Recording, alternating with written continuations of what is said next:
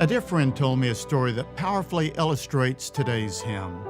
Greg Vaughn, the producer of the Worship 101 series, was at a conference in New Orleans. It was late as he walked back to his hotel, and he found himself at a busy intersection near Bourbon Street. He recalls the streets were crowded as the drunks weaved in and out of the bars and nightclubs.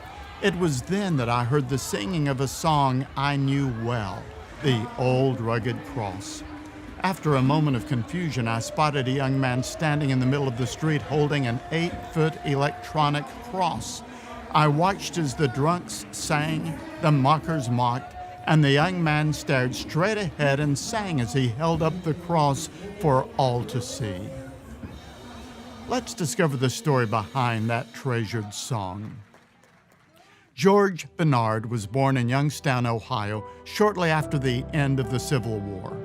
His father, a coal miner, moved the family to Iowa, where George came to Christ through the ministry of the Salvation Army. He felt impressed to train for the ministry, but at age 16, his plans were disrupted by his father's death. It left George responsible for his mother and sisters. So instead of theological school, he worked by day and could devote only a few spare moments to his books.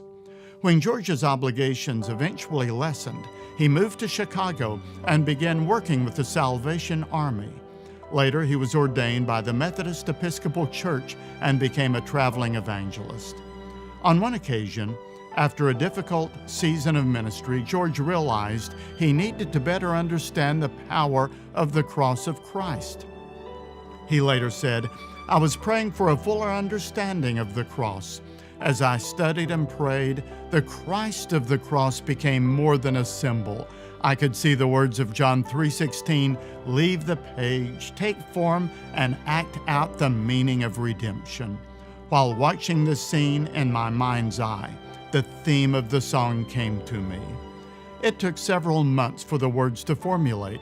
As George preached through the Midwest, he would carry the words with him, working on them, polishing them, and sometimes singing them in his meetings.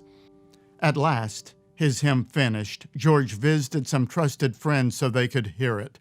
As the last note echoed, he paused, looked up at them, and asked, "Will it do?"